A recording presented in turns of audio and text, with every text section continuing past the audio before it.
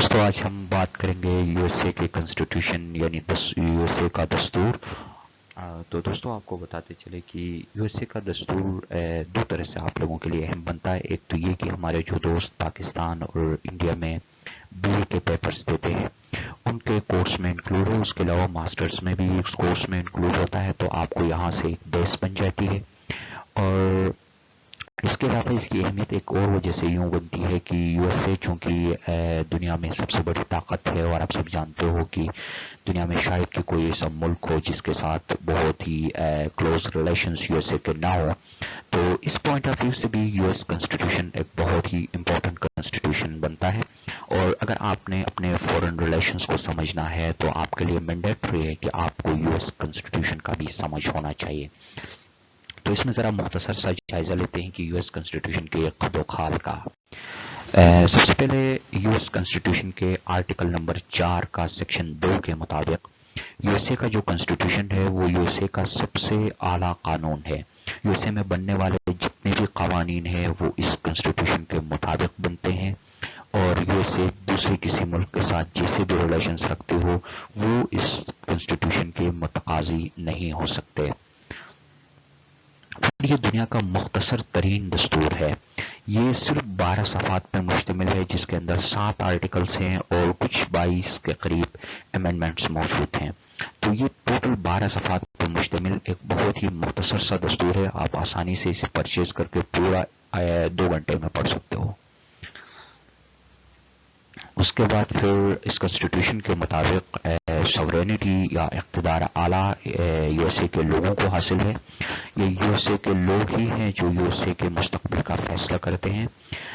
یا اپنے صدر کا انتخاب کرنا، اپنے کانگریس کے نمائندوں کا انتخاب کرنا، سینیٹرز کا انتخاب کرنا، یہ سب کچھ لوگ کرتے ہیں۔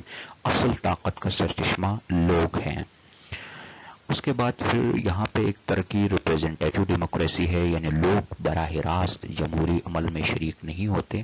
لوگوں کی شمولیت 3 جگہوں میں ہمیں نظر آتی ہے۔ ایک جب وہ یو ایس کے سینیٹرز کا انتخاب کرتے ہوں، دوسرا یہ ہے کہ جب وہ اگر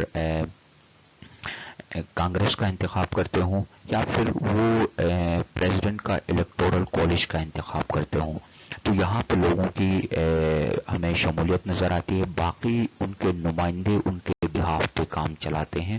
تو ایک طرح سے یہ ایک ریپریزنٹیٹیو ڈیموکریسی ہے۔ پھر یو ایس اے کا جو دستور ہے یہ تحریری دستور ہے۔ آپ کو پتہ ہے دوستو تحریری دستور کسے کہتے ہیں؟ تحریری دستور یا ریٹن کنسٹیٹیوشن ایسے کنسٹیٹیوشن کو کہتے ہیں جو لکھا ہوا کتاب کی شکل میں موجود ہو۔ مثال کے طور پر برطانیہ کا دستور تحریری نہیں ہے کیونکہ وہ لکھا ہوا کسی مخصوص کتاب کی شکل میں موجود نہیں ہے۔ یو ایس اے کا کنسٹیٹیوشن، انڈیا کا کنسٹیٹیوشن، پاکستان کا کنسٹیٹیوشن، یہ ریٹن کنسٹیٹیوشنز ہیں کیونکہ یہ لکھے ہوئے ہیں۔ یو ایس اے کا کنسٹیٹیوشن 1789 کو لکھا گیا تھا، اور ایک مختصر سا کنسٹیٹیوشن جیسے کہ ہم نے پہلے بھی کہا کہ جس 7 آرٹیکلز پر مشتمل لیکن تحریری شکل میں موجود ہے۔ اس کے علاوہ سپریشن آف پاورز جو طاقت کی یا علیحدگی کا عنصر ہے، یہ واضح طور پہ اس کنسٹیٹیوشن میں نظر آتا ہے۔ لیجسلیچر، ایگزیکٹو اور جوڈیشری کو ایک دوسرے سے مکمل الگ رکھا گیا ہے، لیکن ان کو اس طرح الگ رکھا گیا ہے کہ ایک آرگن دوسرے آرگن کو اوورلیپ نہیں کر سکتا ہے۔ مثال کے طور پہ کانگریس قانون تو بنا سکتی ہے، لیکن صدر اپنے پاکٹ ویٹو کے ذریعے اس کو منسوخ کر سکتا ہے، اور پھر کانگریس صدر کی امپیچمنٹ کر کے اسے ریموو کر سکتی ہے۔ اب صدر دوسرے ملکوں کے ساتھ معاہدے کر سکتا ہے، لیکن اس کی توثیق ہونا لازمی ہے، کہاں سے؟ سینٹ سے۔ اب صدر جج کا انتخاب تو کر سکتا ہے، لیکن اگر جج کو ہٹانا ہے تو یہ کام سینٹ کر سکتا ہے، صدر نہیں کر سکتا۔ تو یہ سارے ایک دوسرے کے ساتھ کنیکٹڈ بھی موجود ہیں۔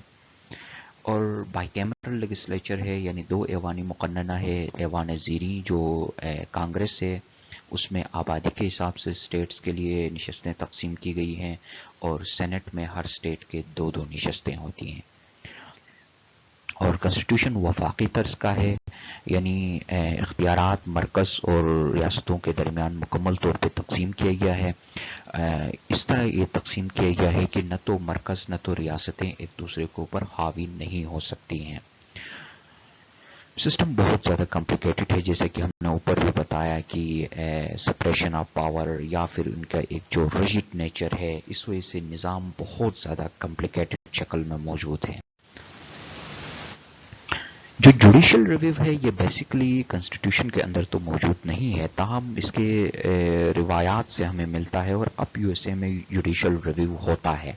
دوستو جوڈیشل ریویو کیا ہوتا ہے آپ کو پتہ ہے؟ جوڈیشل ریویو اس کو کہتے ہیں جب کوئی مقننہ قانون بنائے تو عدالت اگر اس کی نظر ثانی کرتی ہے تو اس کو کہتے ہیں جوڈیشل ریویو۔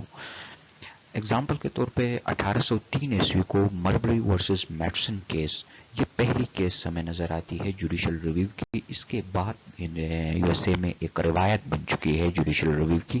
اس کیس میں مارشل نے لکھا تھا کہ کنسٹیٹیوشن یا دستور امریکہ کا سب سے اعلیٰ قانون ہے، اور کانگریس کوئی ایسا قانون نہیں بنا سکتی ہے جو کنسٹیٹیوشن کے ریپنجنٹ ہو۔ یہاں ٹائپنگ مسٹیک ہے دوستو، معذرت کے ساتھ، کانگریس کانٹ میک ہونا چاہیے۔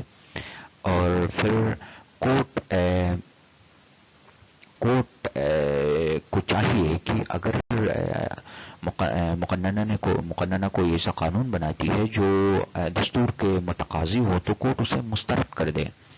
پھر اس کے بعد دوسری جو کیس ہمیں نظر آتی ہے وہ ڈریڈ اسکاٹ کی 1857 کی کیس ہے، جس میں سپریم کورٹ نے کہا تھا کہ کانگریس غلامی پہ پابندی نہیں لگا سکتی۔ اور پھر نیشنل انڈسٹریل ریکوری ایکٹ نیرا 1937 کا یہ کیس، اس کے اندر اس کیس کو بھی اس ایکٹ کو بھی سپریم کورٹ نے سسپینڈ کیا تھا، کیونکہ اس سے اس وقت کے صدر روزویلٹ کو قانون سازی کے اختیارات مل رہے تھے، تو لہٰذا اس کو بھی سسپینڈ کیا تھا۔